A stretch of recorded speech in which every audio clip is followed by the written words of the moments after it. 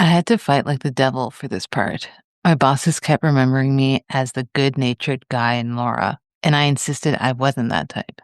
Those are words from actor Vincent Price on his work in the film shot by Arthur C. Miller in 1946, Dragonwyck.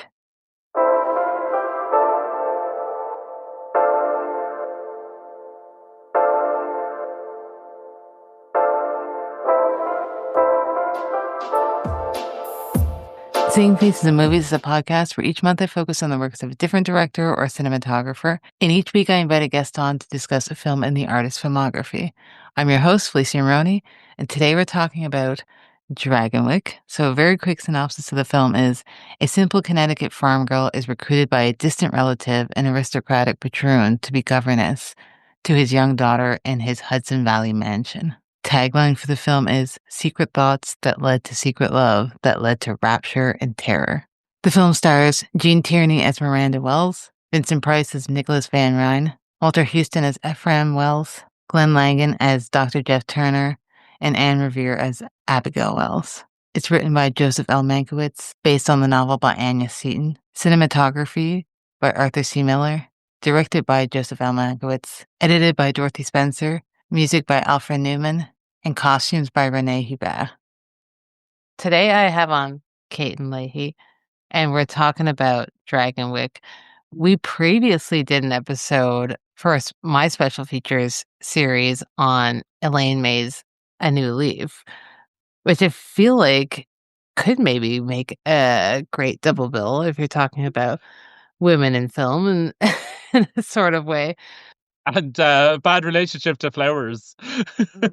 Exactly. And we're talking about toxic relationships, although I feel like the one in New Leaf does end up a little better than the one in Dragonwyck, that's for sure. But I'm so glad to have you back on and to talk about Dragonwyck and Arthur C. Miller's work in this film, but just to talk to you. I'm glad to have you back. Yeah, thanks for having me back. It was great to be back. It's good to be. I'm not sure how I feel about that. I'm specializing in nightmarish murders and marriages. I know. Of conveniences. But, That's so you know, funny. I mean, hey, listen, we all have to have our specialties. this is it. Someday. I'll come back in a couple of years and do Notorious. Is that the Hitchcock one? Yes. Yes. I mean, I feel like there's quite a few Hitchcocks we can talk about. Oh, that's true. In the same vein of this, and there's another Hitchcock I'm sure we will mention Yes. that the cinematographer is shot. But we are here to talk about Arthur C. Miller. And this is the first episode in the series, so I just want to preface to the listener, it's been a while since I've done a cinematographer, and it's funny, sometimes I get emails from people who are like, you say that you're a podcast that's about directors and cinematographers, but you don't really do cinematographers. And I'm like, yeah, I know. Trust me, I know, because I'm a huge cinematographer head, but it's kind of difficult to talk about someone's filmography in that lens because it's way more vast than the director's. If you look at a cinematographer's work, a body of work, it's going to be double, triple the amount of a director's because they're just coming on, they're shooting the film, and they're on to the next. They don't have to do anything other than that. A director or an editor has to sit down with a film a lot longer than a cinematographer. But I am glad to do Arthur C. Miller, especially if you're someone who's a big fan of films from the 40s specifically.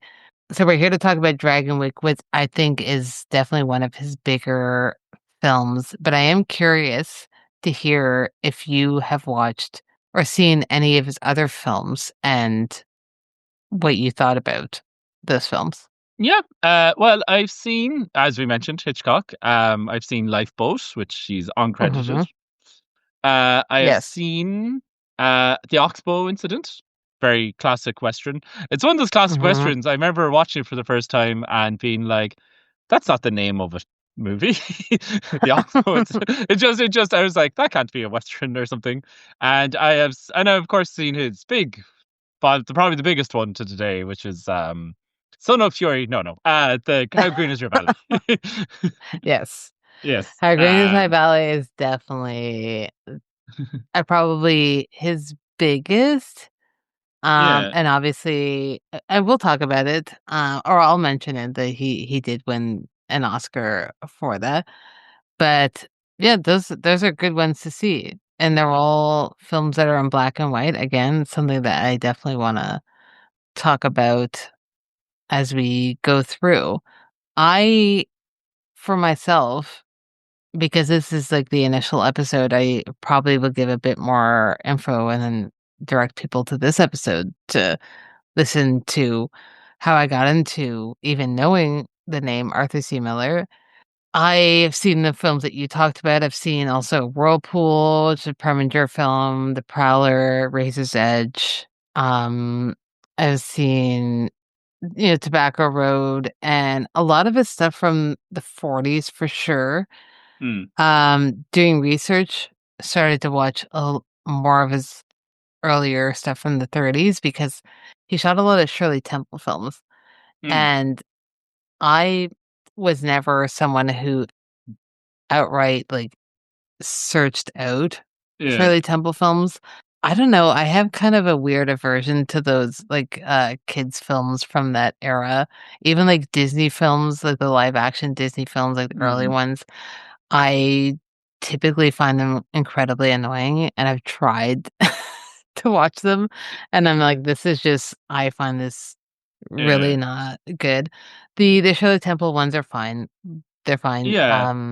No, the problem with the Shirley Temples ones is I remember trying to watch one before, and I did think they were just like I thought it was boring, and but there also there's just something odd about them in a way that is kind of like a little off.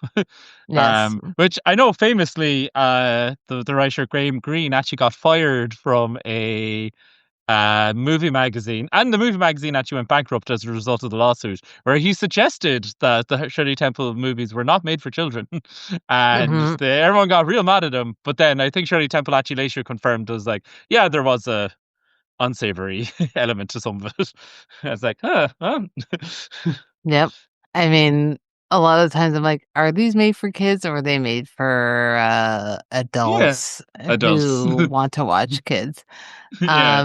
That's a whole other topic that I feel like it's too early in the morning here for me to Yes. talk No. No. about. Yes. Fun. And Feel free to edit this out. I heard it. no, no, no. I definitely will keep that in because I think it's definitely notable. But he did shoot a lot of those films. To give a bit of background about Arthur C. Miller on like the quickest way possible, and I'm currently reading a book that he wrote with another cinematographer. They co-wrote this book. Um, the other cinematographer's name is Bolshaffer. So Arthur C. Miller started his career as a very young teen, like 13 years old. Because back in the day in the film industry in Hollywood, you could just be like, "Hey, I want a job," and they would say yes. Nowadays, you have to have a parent who's known Yeah. to get a job in that sort of way. But back then, he had shown interest in, the way the films work, and he ended up working with Edward Bolshaffer, who was a huge silent film director. Mm. And he was working with him, obviously very much underage, because I don't know what their legal working age is in California, but I'm sure it's not 13. And it- Was it? maybe I think. then, maybe then it was Yeah, 13. because I think there's a famous thing where I think it's actually Buster Keating is likely Mm, the reason why there is labor laws for children, because he was a part of like before he was in movies, he was in a family, he was in like a family like vaudeville show, and his hmm father was hmm just like chucking him across the stage all the time. Which yeah. Buster apparently didn't mind, but he was like a 5-year-old. And then this starts to coincide with like people going like, huh, maybe maybe sending kids to dangerous work at 5 is not the most amazing idea. Yeah. I mean, we've come a little bit of a way since then. There's definitely still child performers, but I hope Yeah. that. things are a little bit better for him. I don't know. It sounds like probably not.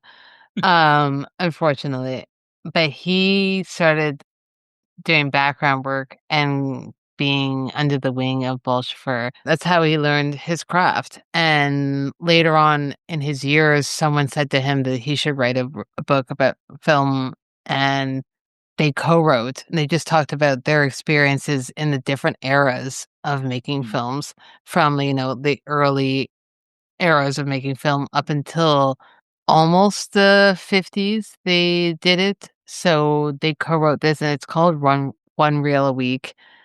It's very good so far.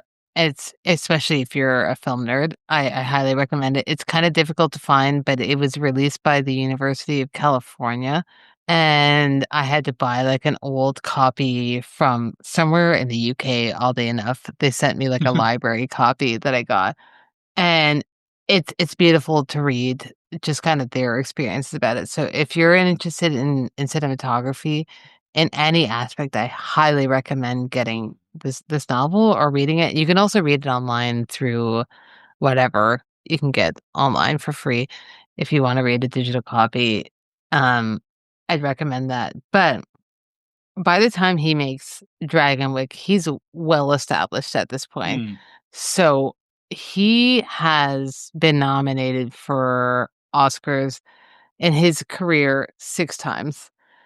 By the time he makes Dragonwyck, he's already won 2 mm, Oscars. Previous to that, he had been nominated for 3 others that he didn't win, but he won 2 previous to Dragonwyck, and he wins 1 right after he does Dragonwyck. So he's not like a no name. He's well established at this point. mm, So if we talk about Dragonwyck itself in the context of, let's talk about the film, because we want to talk about the story, obviously, mm, but um what he does visually. I have the Blu-ray from Indicator, and I watched some of the special features on this mm, disc, and there's a special that features like a lot of film critics and film writers, and some of them are screenwriters and editors and whatnot, and they all ask a question: is this film a gothic romance, or is it a horror? And I thought that was very interesting, mm. that that was the question that they were kind of posed, and how they deliberated on that question, because I think that is a valid question, and I think the film's visuals is what makes it a blend of the both. I don't think it's either or. It's very much both a gothic romance and a horror film, and it's interesting how he shoots both of those elements. So for yourself, question I have for you, how do you feel about the blend of gothic romance and horror into this film in this era? Because the era of 40s horror is different than obviously modern horror. Mm. And a gothic romance, or just gothic visuals, I think are very much of the time, and how he blends the two for this story. Because I think they're very much hand in hand. Yeah, no, I'd agree. That was one of the things I would say. He does the cinematography in particular, I think does a good job of almost like it's not as if any part is like soft focus and then suddenly high contrast. It's always pretty high Mhm, contrast. But you can tell there's a differentiation between the parts which are like the gothic romance part and which section is the horror part. Like there's mhm, this really bit I really like where I think it's towards the end and you see Vincent Price and half his face is in shadow, and it's just one of those things there wouldn't be how you'd rarely have that much confidence to have mhm, just like, oh, we're going to put out at least over half the main character's face, but mhm, it's just a really striking looking, like he looks like Phantom esque in it, and but like in the Dawson throughout the film, there's also because, and I guess I saw actually people complaining about this in some ways because it is the tonal shifting is quite interesting yes, because it will tackle like very serious subjects in it. So there's stuff with death of a child and all those kind of things. And the way those scenes are shot, it's very like it still manages to stay as heightened as the rest of the movie, but it doesn't feel like, oh, here we are in Dracula's castle. Even like Dragonwyck itself, like this is one of the things I think is interesting about it, where it's kind of like, and this I'm possibly I was thinking about this just because Vincent Price is there, Mm-hmm, um, mm-hmm.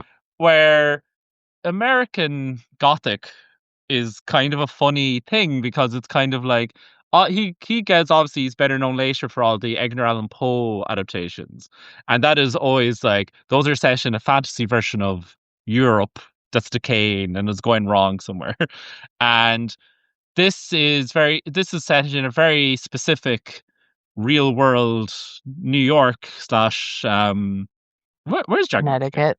In Connecticut, yeah.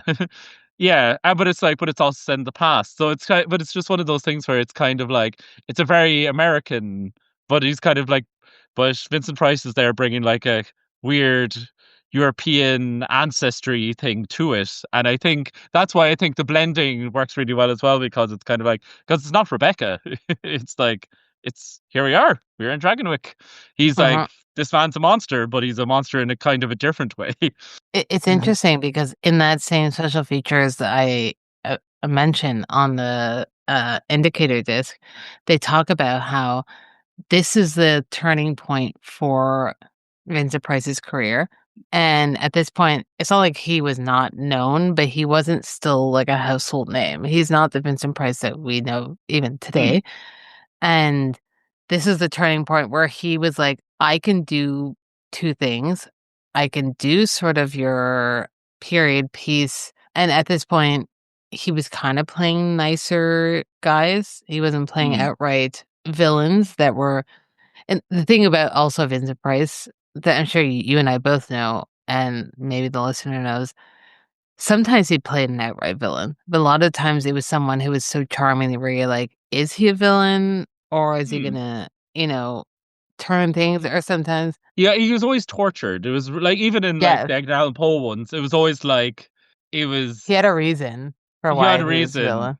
Yeah, Or yeah, and it would always be some like family madness or something or but but yeah, it's true. Like it's rare.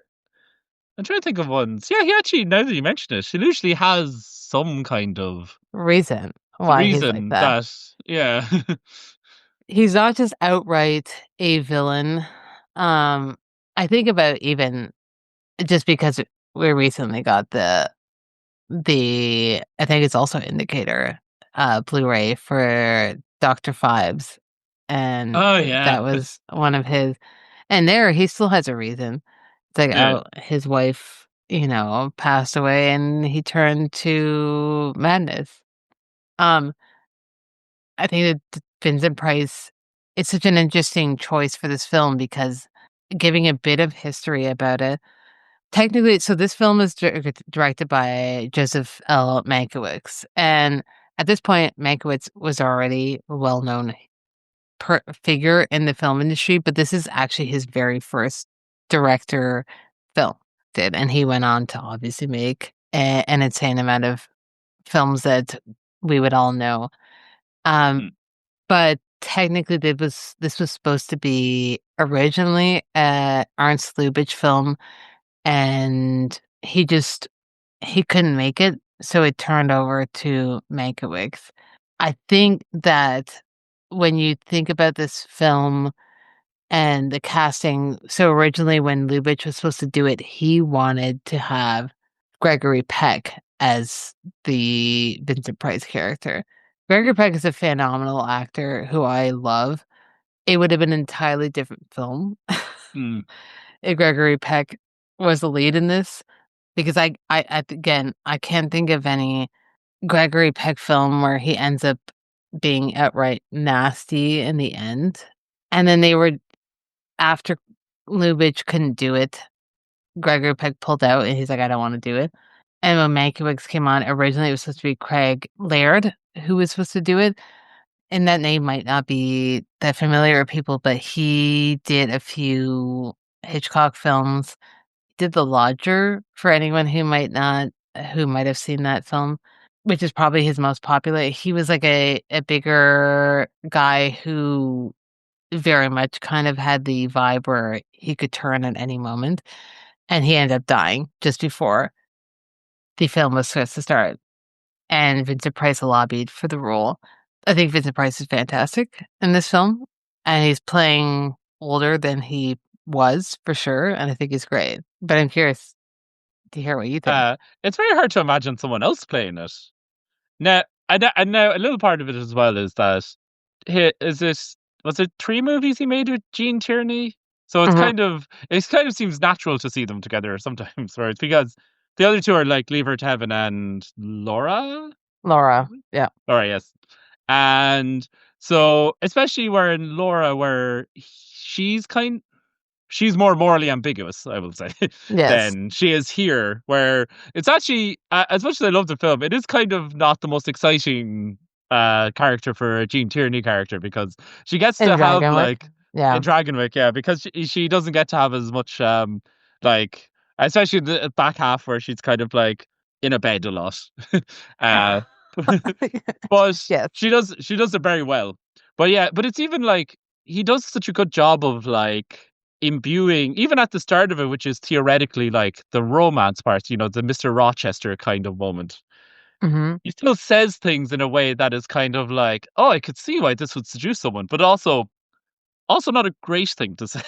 Like Yes. it'd be something like say, when at one point he says, "Oh, we're not really cousins. Call me," that kind of a thing. Where it's just like, huh.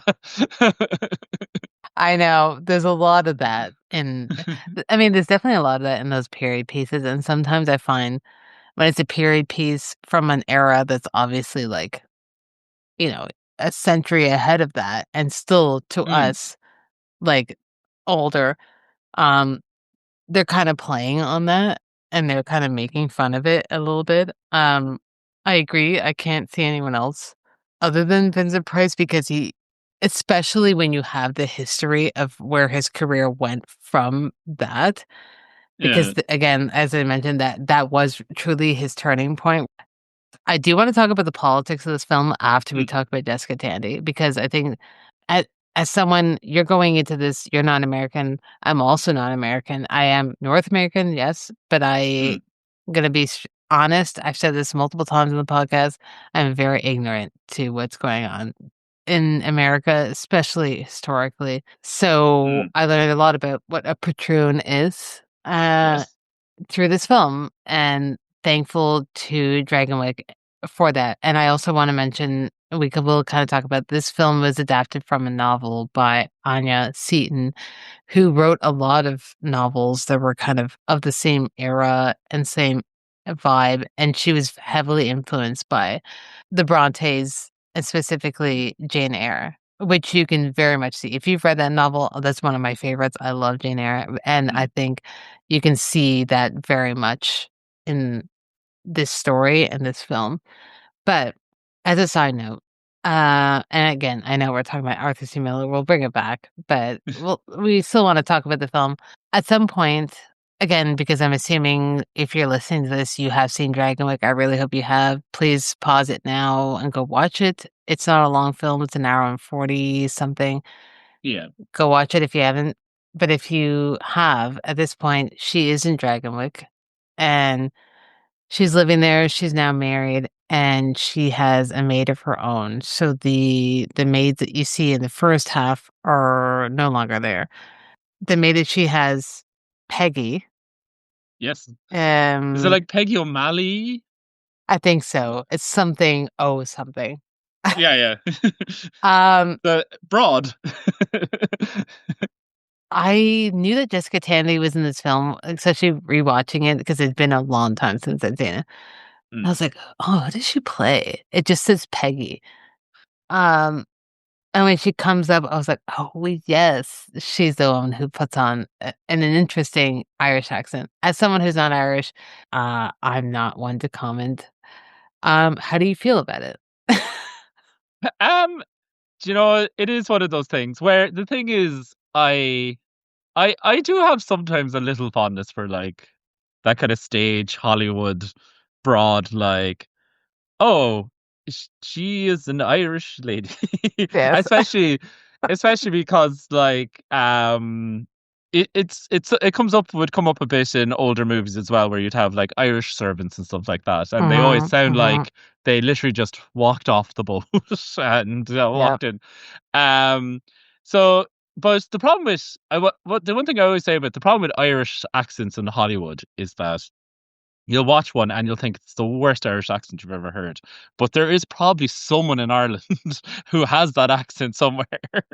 But I think she's also just kind of an interesting character because she's kind of Hmm. contrasted. She contrasts well with Vincent Price because it's Hmm. like because Vincent Price obviously doesn't like her but he doesn't like her on purely like class reasons, and also just like he obviously has a problem with disability and things like that. And I think it's actually quite interesting where because the film has lots of weird broadness for characters, which is I think adds to some of the kind of gothicness. Like like Hmm. his first wife is portrayed as kind of not silly, is kind of like it's that, but that she's kind of like, how did this happen? Kind of like, how are these two married? Yeah, it also she's kind of a little bit portrayed as a bit gluttonous, and that Yeah, she's just kind of like gluttonous and a bit of she's kind of like, the seven sins or whatever they call yeah, them, where it's like gluttonous and like she's also a bit of like sloth, where she's just in yeah, bed all the time. all the Or time. if Yeah, she's not in bed, she's eating. And as you said, she's a bit ditzy, where she's like not knowing. yeah, So, obviously, he picked her thinking she's good for one thing and yeah. realizes, she's not. She's not, no.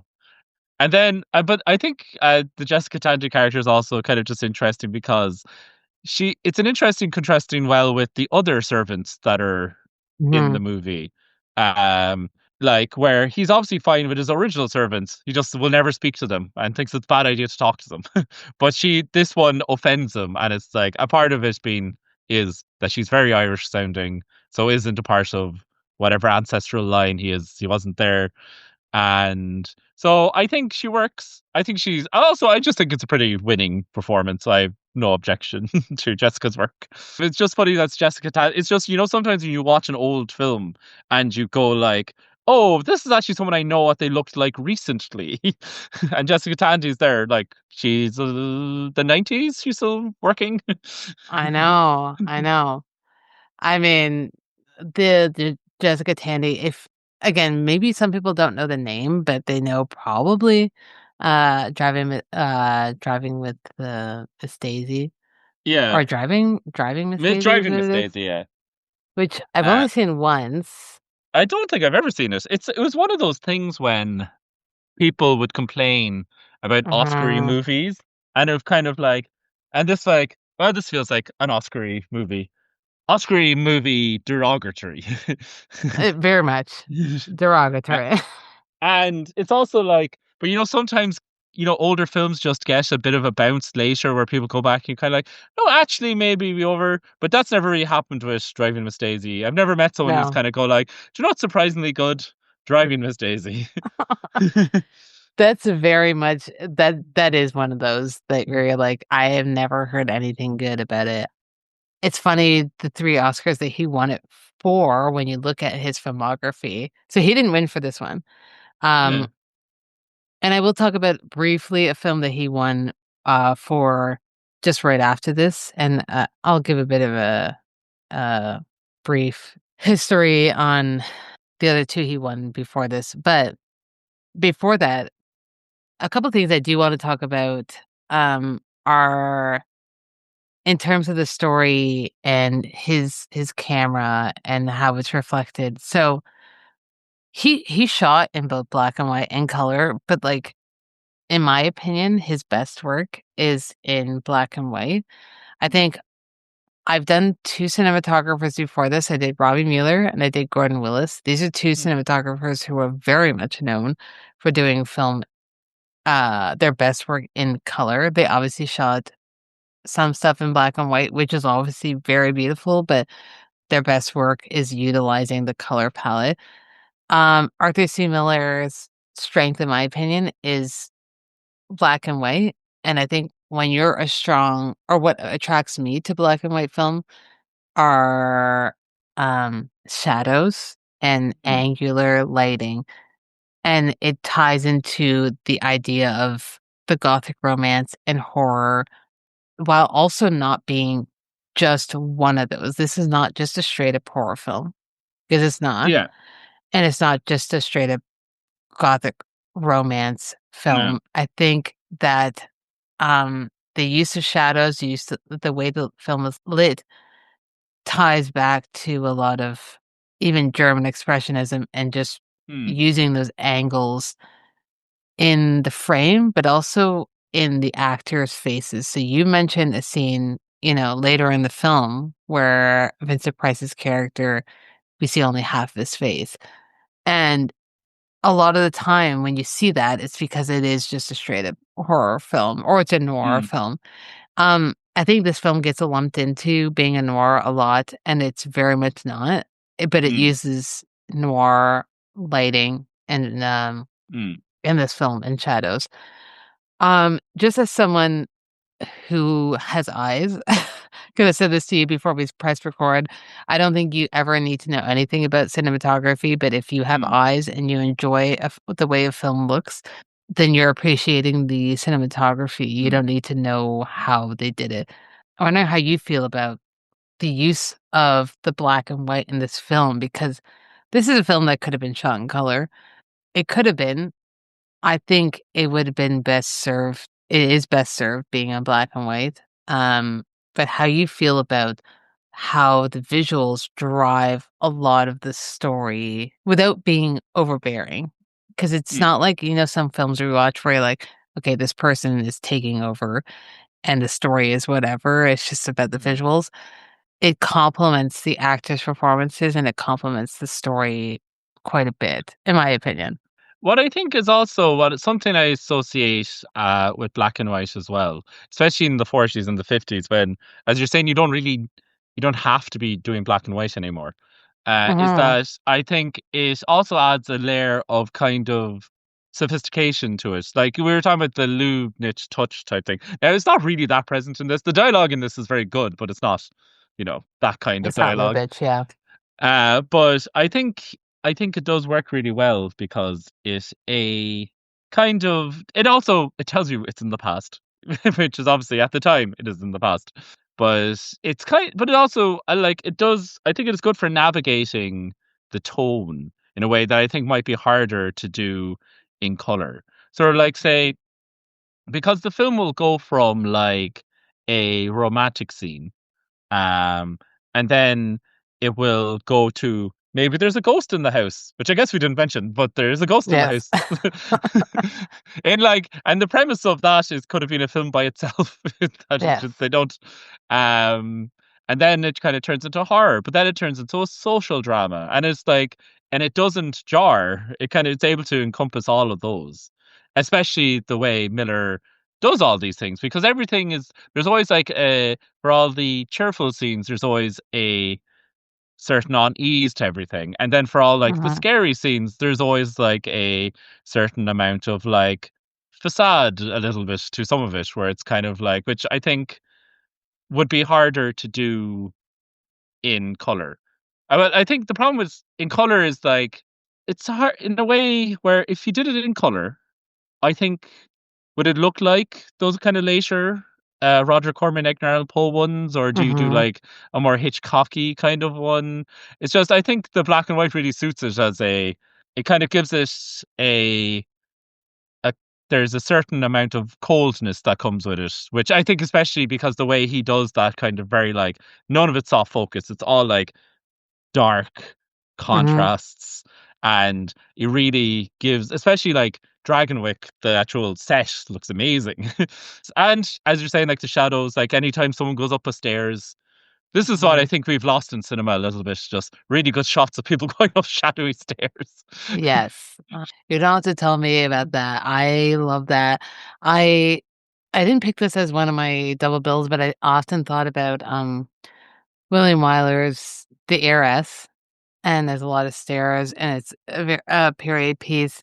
I do think that, and I brought this up before because I know in the past few years, in the past, since 2020, there's been more, not necessarily in the last couple of years, but like from 2019 to 2022, 23, there was a Mm, lot of films that were nominated for Oscars that happened to be shot in black and white. Or I mm. should say, they were shot in color and turned to black and white. I think Oh that's yeah. also very specifically. I'm talking about, something like, my God, what's that Bradley Cooper one where he was Oh, the Maestro, composer, Maestro? Maestro throw.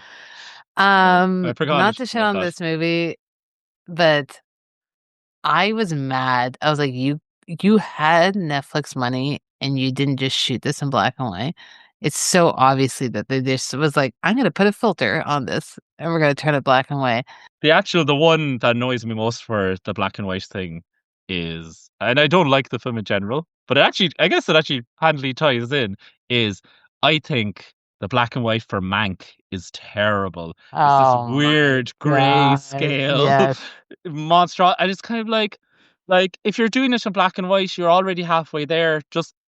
It's just I don't. They do this weird thing where it just I don't like. I know everyone complains about the Netflix look, about everything looking flat, and it feels like it's hard. It's actually, it feels like it's an accomplishment to do that in black and white. To do the Netflix thing, it's just I know. alarming. I know. It is shocking. And I think it brings like a greater appreciation for when you Mm. watch these films because you're like, black and white is not just, oh, let's use a filter over this to turn Yeah. it black and white. It's a skill to utilize. You're shooting this film specifically in black and white. Like you said, they didn't have to shoot this in black and white. There's an Mm. era of film where everything was black and white because they didn't have color film yet.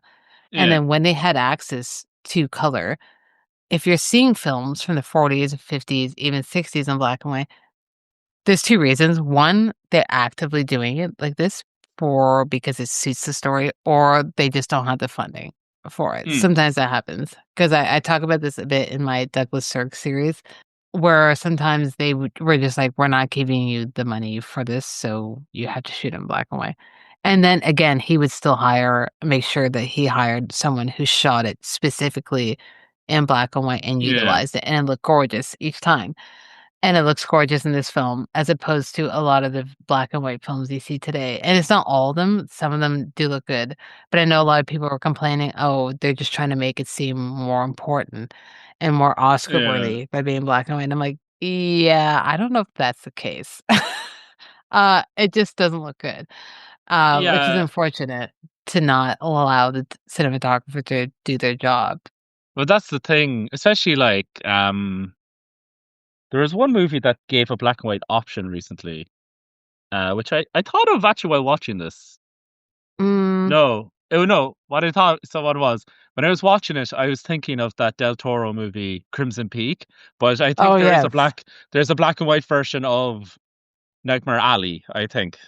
Yeah, and it's kind of like, and you watch it and you kind of go like, it just feels like it feels obviously that it was not shot for black and white, and it's just, and I know Del Toro is obviously loves I black and white. know. I'm sure if he could make a film of black and white, he would.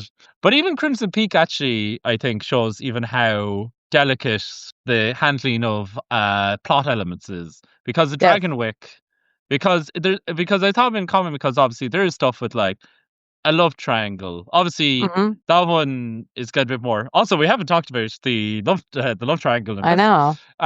which I also actually will work back to cinematography. But it also has one of those things where, like, one of the frustrating things I have at Crimson Peak, and I think I like Del Toro more than you. I would say in recent Mhm. years, I find it frustrating.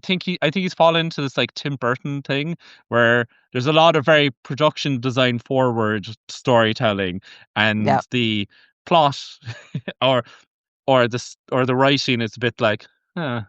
Like, I didn't mind the new Frankenstein, but I having a character say you're the real monster is like, oh, this. I feel like someone could have flagged to this. um, but like Crimson Peak and Thing, they both Yeah. feature a ghost in them, and then Mhm. it's kind of like in this, it's kind of like, oh, seems like another element in the dense stew that is Dragonwyck. While in Crimson Peak was like, you can lift those ghosts right out and it would make no difference to the movie. I know. Yeah. I mean, it's interesting actually that we bring up Del Toro because I think he does often do a lot of period pieces, which ties in Hmm. to this being a period piece of the Yeah. time. One of the things I liked also in the cinematography, I thought, was that the way he shot Vincent Price and Glenn Langan, Yeah. where I think it was really interesting because they were like, there's lots of interesting framing because these were two very tall men. Every time they were I both on know. screen, they were dwarfing Gene Tierney. And, but it's also like, it's kind of one of those things where it's interesting where I think it's especially at the end when the doctor comes in to confront Vincent Price, you get a really good show of how like he was able to frame the doctor in a more kind of heroic kind of way. And then Yeah. you see Vincent Price deteriorating but like even though I actually, if you looked at their faces, I think the doctor kind of has a harsher looking face, but Mhm. he think there's a good job of like the Vincent Price, like especially at the end, is just like he even grows the Vincent Price facial hair, which I quite liked. But No, I agree. I think that it is interesting the way, and that's what I like about this film is the framing of each character and how the framing has personalities. Because we also haven't even mentioned like her family back in oh Connecticut, yeah, of like course. Walter Houston, who plays her dad, who's also second billed in this film, despite the fact that he shouldn't be, but he's also Walter Houston, who I love. Oh yeah, Um, he's really in the movie for what, maybe 20 minutes 20 minutes. total. Again, he's Walter Houston, get whatever, give him the second billing. He's Yeah. towards the end of his career. But it's interesting the way he's shot even because he gets Yeah. a very harsh light, but he's not painted as the lighting doesn't paint him necessarily as a villain, more so as someone Hmm. who's very I'm stern and I believe in what I believe. Hmm. And I don't think the film is judging him for that. I also don't No. think that he's like, "Oh, well, I was right in the end," because I also think it's important that we don't see her family again after she decides to go home, Hmm. after all the chaos Yeah. ensues. But it's interesting how Arthur C. Miller, gives a personality kind of to each character and is like, "I'm going to light them differently." Hmm. Because that's just what the story calls for, as opposed to being like, "Let's let the characters decide." And I also don't think that he's overbearing with his camera. No. It just feels like a lot of times, sometimes the camera will push in, you get a bit of a zoom, even something like Hmm. in the ballroom scenes, but it never feels like the camera's the star of the show. It just feels like, Yeah. "Hey, let's push the story and move it along." So it's interesting how tonally the film shifts from being somewhat of a, you know, very soft Hmm. story, and it turns into a gothic romance, and then it turns into just a straight up horror, the type of horror that you would see in a Roger Corman later, because you get those shots of like the Dragonwyck estate essentially, and like, Yeah. lightning flashing, The lightning thing which is I great. loved so much because there's one bit where he literally says something and lightning happens and it's kind of like, Yeah. yes, this is cinema. For real. I'm like, "Why don't we have this anymore? I wanna see lightning flashing in uh, films." one of my favorite recent movies, I say recent, it was made in the 90s, of a movie that managed to get a lightning strike, even though it didn't make that much sense to have it, is, that movie, Event Horizon, the Sam Neill Yes, space one, yeah.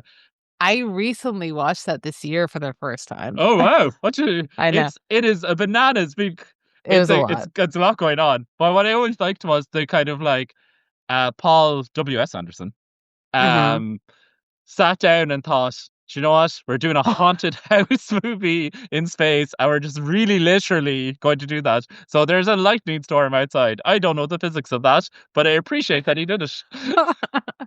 And you know what? Sometimes you have to just let people do what they wanna do, Yeah. and in retrospect, you can appreciate it. If you don't Yeah, appreciate it at the time, it's always great when you can appreciate it in retrospect, which I very yeah. much did. Because Event Horizon was one of those films that I knew about and never got around to, but I do think that's kind of relevant to this because Mm, there are a variety of genres being tackled for sure yeah. in this film. And I think I think it's probably tackled in the novel. I haven't read it. I would be interested to Yeah, read I'd be her curious. novels because I typically like I love the Brontes. They're Mm, definitely one of my favorite like groups of or mm, sister authors. mm. Not that there's that many sister authors, but they're definitely my favorite. Yeah.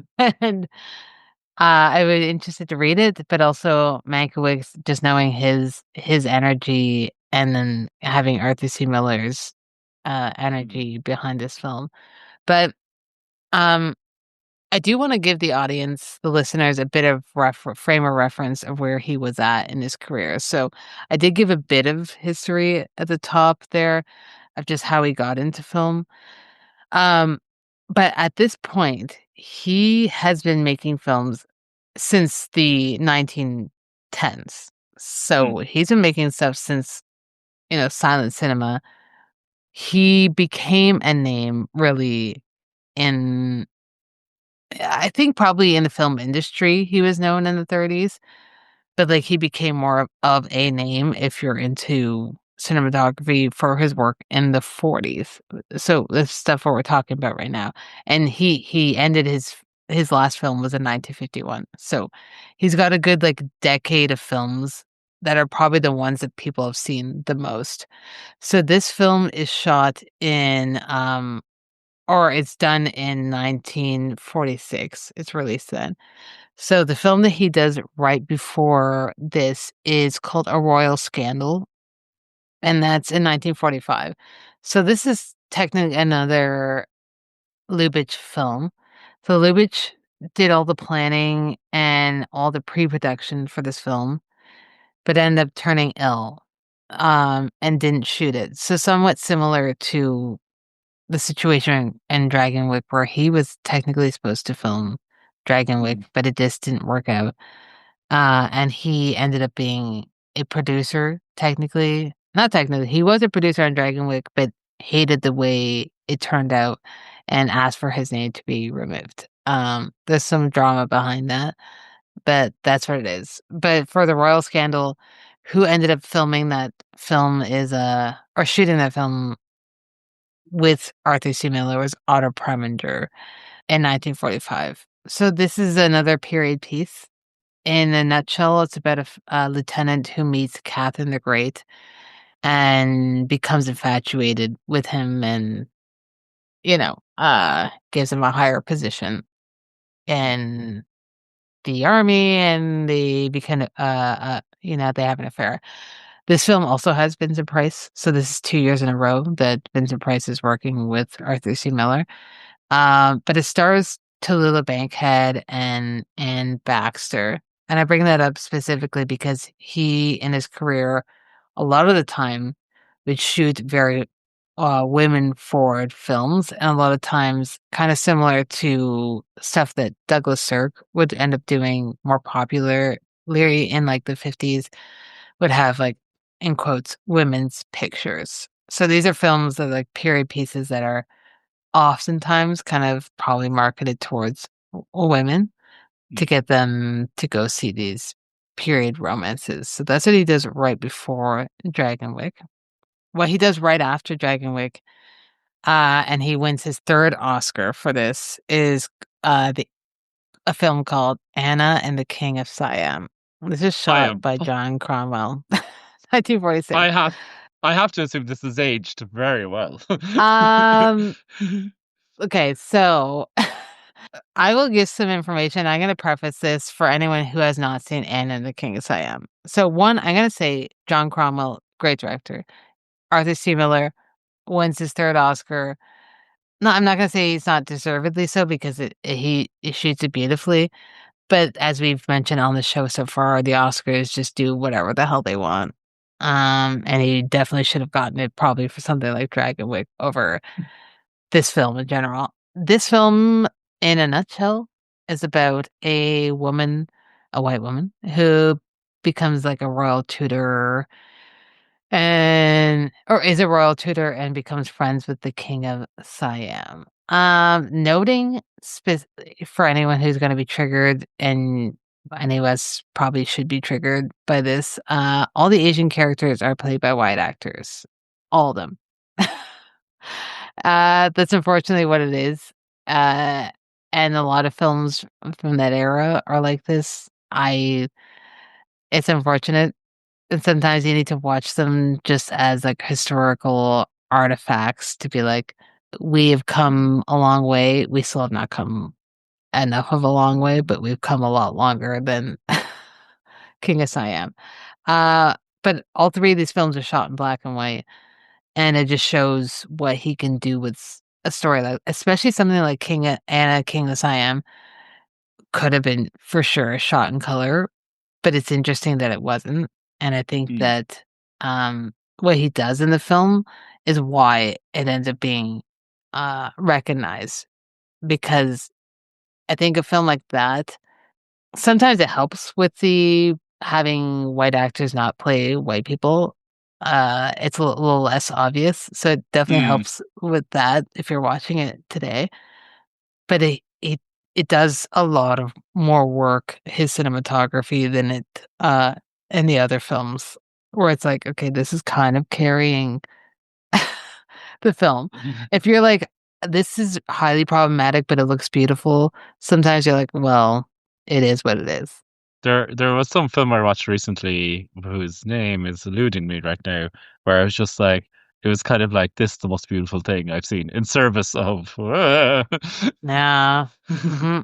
Mm-hmm.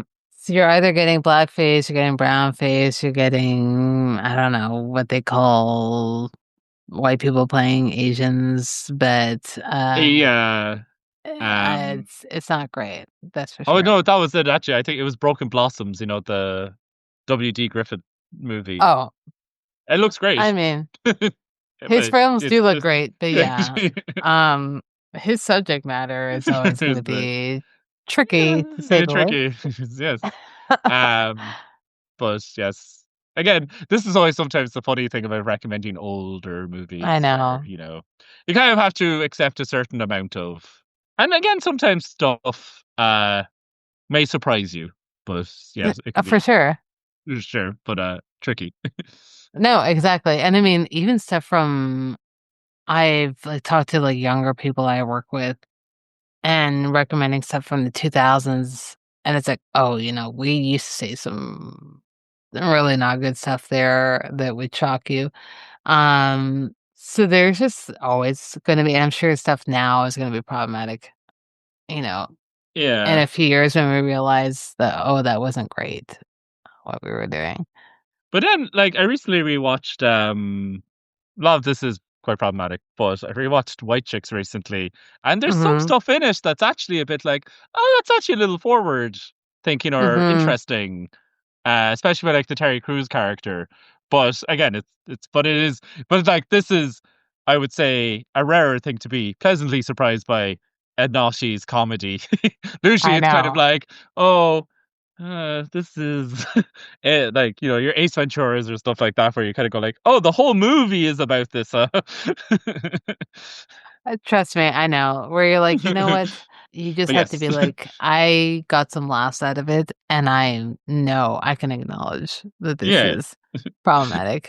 yeah, You can't change the past, and nor should you, because you need to be able to learn from those moments. yeah, So, um, this film though is actually surprisingly like Dragonwyck unproblematic, and yeah, other than, like, probably, Peggy being a very character-esque, portrayal of Irish servants, I feel like if she wasn't Irish, she was gonna be black.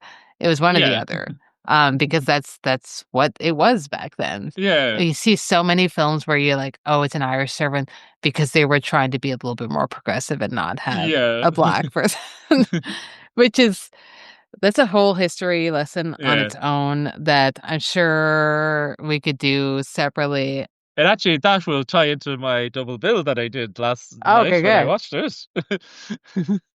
But yes, it is an interesting.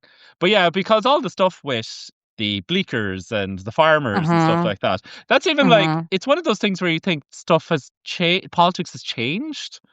Where like because Walter Houston is like if he made that character now, he would not be supporting like he well I suppose they support farmers, but he wouldn't be that like, oh, it's wrong to Yeah, keep people off this. Like profit is immoral. I know. And then you I watch know. it, it's kind of like also I didn't realize until I looked at the credits there, the bleaker was your man Colonel Potter from MASH. Was Did you it watch Harry MASH? Morgan?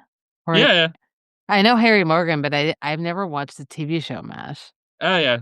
I've seen Okay, yeah. I didn't know he was in that. Okay, 'cause so Yeah. I like Harry Morgan a lot because he anytime he shows up in films, he's always great, and he isn't always given, like, a substantial role, but he is given Yeah. enough of a substantial role here. He's always kind of playing, like, the supporting, uh, very much, under supporting character. I didn't know he was in MASH. That's good to know because I've been trying to watch a lot of older shows. It is also Mhm, kind of one of those things. There's so much to it. You'd swear that it was just a 5 minute show where people just, oh, here's a setup. There's the twist. It's like, no, half an hour. Well, an hour for one of the seasons. And it's mhm. just like really like it builds a world. It's about things. It just, yeah, really. Twilight Zone's a great show.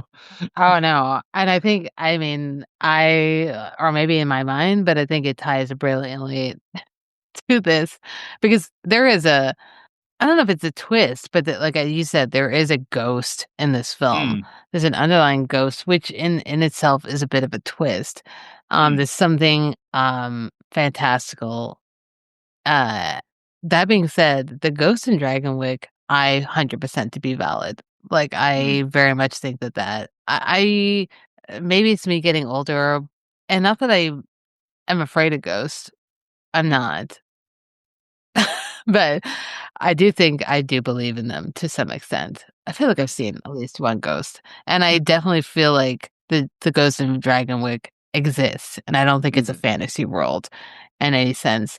We also didn't mention briefly before I get into the last point that he ends up being like fully addicted to drugs, which is not something you see a lot in films of that era No. at all. I think it's this film tackles a lot, and that's why I rewatching it was like, I really need to read the novel because I would be Yeah. interested to see what is different and what they've maybe exacerbated or highlighted Yeah. more in the film because there's so much it tackles within this short amount of time, and it never feels like it's rushed in it. But yeah, him just being in his little tower for like weeks on end, Yeah. uh the one of my favorite scenes, which I think is a great acting scene from Jessica Tandy, is when, the baby passes away, Yeah. unfortunately, after childbirth or after it's being baptized, and she says, "You can't leave her now," and he goes, "I can't," something to the extent, "How is it you can live, but my father or my son can't?" Uh, Oh because he has a yeah. problem with her being crippled, in Yeah. quotes. And just the Yeah. acting there and the way it's shot, it's just so I don't know, I think to me, it really brings the film to where it's going to end up being, and because Yeah. we've talked about how this film tackles so many different genres and different Mhm. tones, but it never feels jarring at any Yeah. point. And I think that's if we're gonna talk about maybe the thesis of what Arthur C. Miller's stamp is on this film, is that he is able to go through these tonal shifts and go through these genres without ever feeling like, "Oh, shit, now we're in a whole other, Yeah. genre." It just feels, like, natural. At least to me, it felt natural every time we would do a shift. You could feel the shift, but it never felt like, "Oh, okay, so now we're in a whole other movie." Because sometimes that Yeah. happens where you're like, I wasn't prepared. Now we're in, Yeah. like, a pirate Thriller land. movie." Yeah. Yeah. Yeah. So that's how I feel about it. Post the last segment before I ask you the last question. It's trademark, and we kind of talked about it. I've been trying for the cinematographers to just pick one, and we'll talk about it briefly. But one of the trademarks, I don't know if it's a trademark, but I just kind of wanted to talk about his work with Jean Tierney because he's worked with Mm, her 3 times. So Dragonwyck, sorry, was the first time they worked together, and then they worked on the Razor's Edge, and they worked on Whirlpool. These are 3 very different films. Whirlpool is a Preminger film, and mm, The Razor's Edge is a film by Edmund Goulding, but it stars Tyrone Power, Gene Tierney. All 3 of these shot in black and white.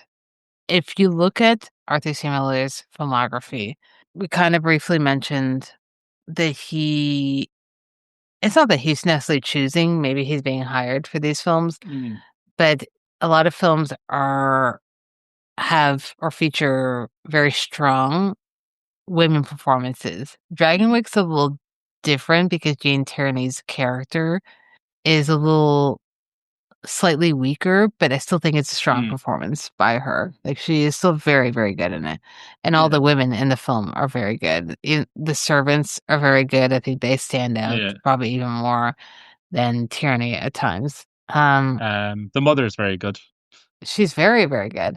Yeah. Um, and I think the mother who is played by Yes. oh well, let me just double check. I have it here. Anne Revere, who often I see she's often playing kind of the same Yeah. character in film, but she's always very good. I think for me, I don't know if it's trademark, but the way he shoots women in his films is very interesting to me because I think he elevates them in a way where they seem multi-dimensional. Mm, A lot of times in these period pieces, especially these romance period pieces, the women can just be seen as like innocent, just trying to portray them as beautiful and not much layers. mm, Whereas I think in his films, what he's trying to do is be like, these are human beings with mm. multiple emotions. Yeah. Even in this film where she is kind of treated she's as first seen as kind of a bit of a brat who's like, I don't want to live in the country, I want to live here. And then she's seen as like a innocent, I don't know what's going on, what am I gonna wear to this ball, who's gonna dance with me, Yeah. but still having her own agency. And then she gets into a darker territory because she realizes the situation she's in and she's going through a lot of trauma of like losing her child and whatnot. And yes, the story calls for that, but I think the visuals also behind it, she's shot differently, very differently throughout this film. Whereas some other people might just shoot her exactly the same throughout and just rely on the actor to uh give all the weight to those tones. Whereas I think here visually he's connecting very much with Jean Tierney and Mm, complimenting her work a lot and knows her face because she's a very beautiful woman, but she has a face that we don't see today. As we all know, we don't see a lot of the faces we used to see nowadays because that's just where we're at. yeah. But he compliments the angles of her face. I think how you feel about just his work with her, and I don't know, have you seen Whirlpool or Razor's Edge? No. No, no judgment on it. Yeah. Well, I saw like the Bill Murray Rangers age, which is terrible, but Oh, I haven't seen that. I remember it being. It apparently was famous for the time. It was like the first attempt by Bill Murray to do something serious. Oh, I haven't seen that. Razor's Edge, the Tyranny and Tyrone Power one is an interesting. It's interesting. I think because I watched it for another film club, I think that Tyrone Power is miscast in it. Mm, Gene Turner is fantastic in this film. Um, it's kind of long and it's kind of tasking to get through, but it's so beautifully shot. That's what I remember. yeah. That's one of the moments where I was like, wait, who shot this? Because I need to see. And then Whirlpool, I love Preminger, who I will 100% be doing a series on. If Cool. you listen, the listener know anything about Preminger, you're probably like, that man's problematic, and yes, he is. But But sometimes we all have our problematic faves. I like the He's idea though of, well, it'll be just 5 episodes on Skidoo. I mean, Skidoo's gonna need to be talked about, that's for Yeah. sure. Um, What I would say, a film actually we didn't mention, which I it's kind of funny. mhm, I guess the big for women's faces in Arthur C. Miller I would think of is A Letter to Three Wives. As yeah, that's good. I remember that being very, very good. Because you had three different women with three different personalities that it was kind of like, and it's like he shot them as the mhm. personality, like he's good at, like as you're saying, shooting personality. He is, and I think that a lot of the times oh, and that's also a Mankiewicz film, Mm, and a lot of those films, when we're looking back on them, they're easy to kinda just dismiss as fluff. mm, Not to continuously bring up Douglas Sirk, but he is one of my favorites. He mm. also got accused of, like, making women's pictures that were maybe Yeah. fluff, but then they get a revision later on where people are like, "Oh, no, this is very layered," and A Letter to Three Wives is very good, and it's one of his later films in his Mm, career, but he was obviously leading up to making something like that. And in this series, I'm only doing 4 films, and so it's difficult to kinda get, like, a huge grasp of his career. I'm obviously picking stuff from his 40s and 50s because I think those are the most accessible, they're easier to find, than his stuff from the 10s, 20s, and even the 30s. But I think it's really kind of where he's like, "I am now well established, and I know what I offer, yeah. and I know why people know why they're hiring me for these films," as opposed to being like, earlier in your career, I'm just taking whatever project I can get. People Mm, are just hiring me because I'm cheap, yeah. I'm affordable to get. At this point in his career, the film's something like a Dragonwyck, or even something later that or before that, which I will be covering, How Green Is My Valley. This is John Ford just being like calling Arthur C. Miller up personally and being like, "Let's do a movie Mm, together, yeah. Class. because I want to."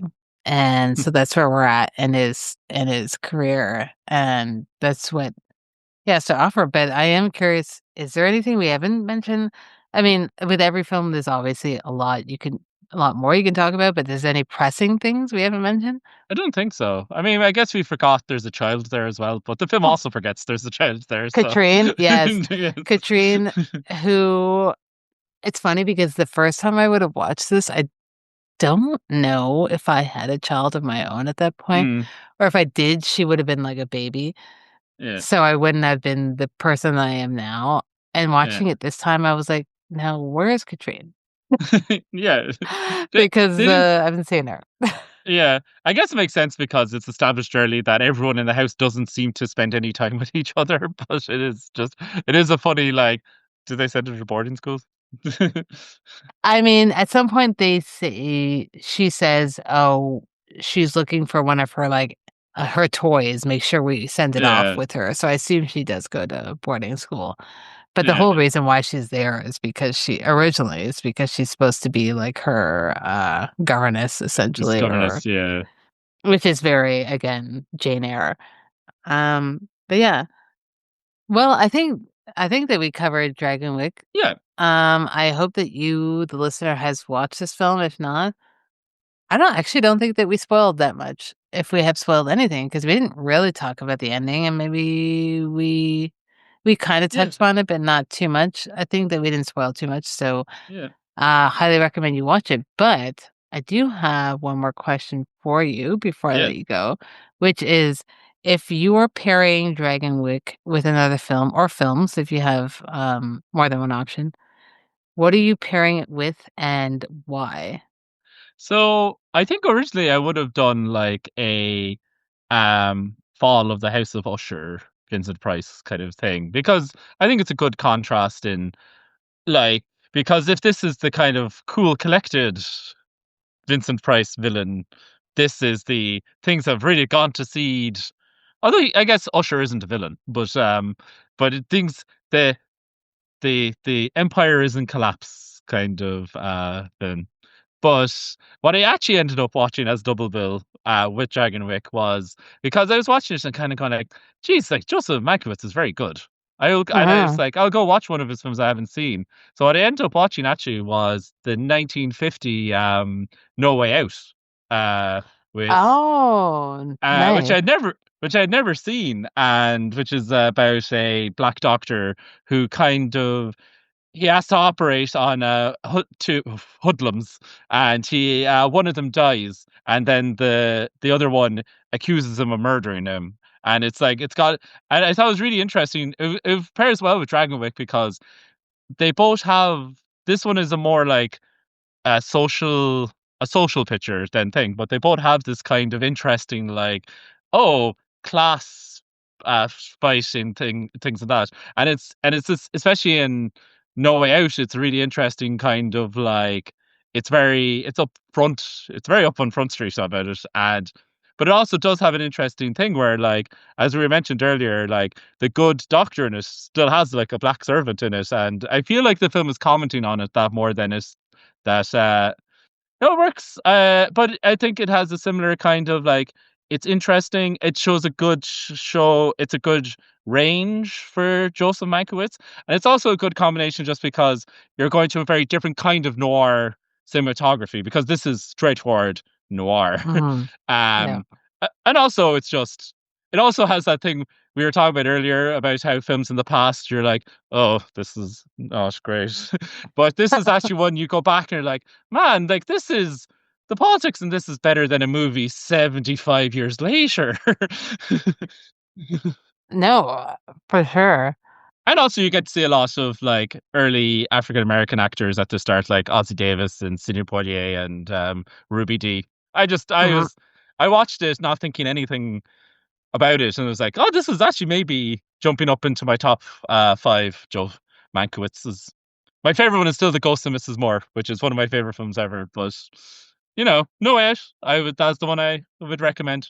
No, that's great. I mean, the minute you said it, I was like, yeah, that makes sense. I watched that one ages ago because it just was on like kind of the list to watch. And then I Mm, also love Richard Widmark, who plays the other guy. He's playing a very nasty character in that. yeah, Um, and if you're a Widmark head, such as myself, you know that he was like, can I not say those words in this film? But it's it feels, as you said, very modern. yeah, Unfortunately, it feels very yeah, it feels like it doesn't feel dated at all, which is, again, very unfortunate, but it's very good, and that one was shot by Milton Krasner, who is yeah, such another fantastic cinematographer yeah. that I 100% wanna cover, 'cause he shot one of my favorite Mm. noirs called The Setup, which is a boxing noir,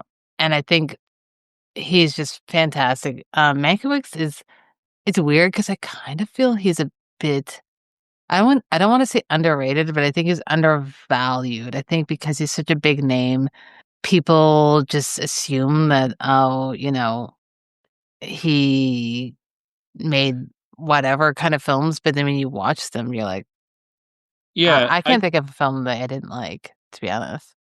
but like at some point, like I think like All About Eve and No Way Out are the Mhm. same year. It's bananas. I know. Uh, I would also say actually, sorry, I should say, for a trigger warning. Some of the language in No Way Out is Yes. of very offensive, I guess. But it's in Yeah. service of a character, represents a particular kind of character. But I fair warning, it is a shock when you hear it. It is a shock, but at least, as you said, it is in service of, like, it's relevant to that character as opposed to Yeah. watching, like, someone who's also relevant right now, a Tarantino film where he's saying the N-word, and you're like, "I don't know that you needed to say that." Oh, I had a thing recently where I watched that Paul Thomas Anderson film, No One Battle After Another, and there's some words Mhm. starting to drift back in. I was kind of like, huh, I know. no, but I I don't know about know. that, Paul. Trust me, there were some times where I'm like, "Now, wait a minute, what era is this set in?" because it seems like it's now, but it Yes. seems like it's language from that was still would have been popular in like the 2000s. If you Yeah. set this in like 2002, I'd be like, fine. Now, this would be a whole other podcast. I have various problems with one battle after another, but one of them Oh, is okay. that it is. I have no idea when that's supposed to be set, so it's.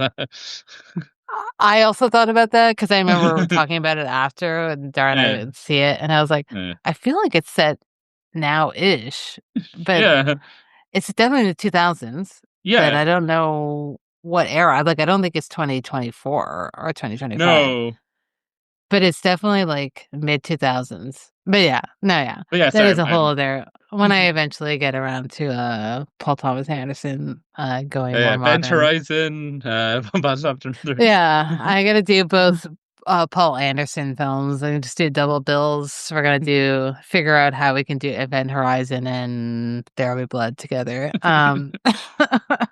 But what I picked a more kind of in my mind would be obvious one, just because I was thinking of something period piece, and there's a little less gaslighting in this one.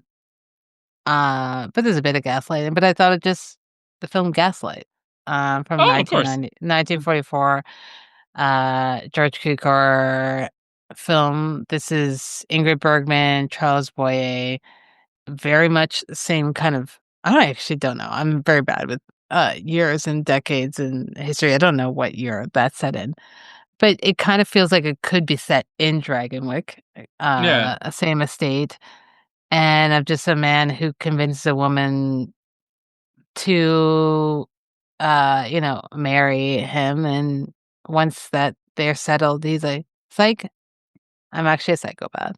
Um so if you want that vibe, why watch what? You can watch those back to back. Oh, very good.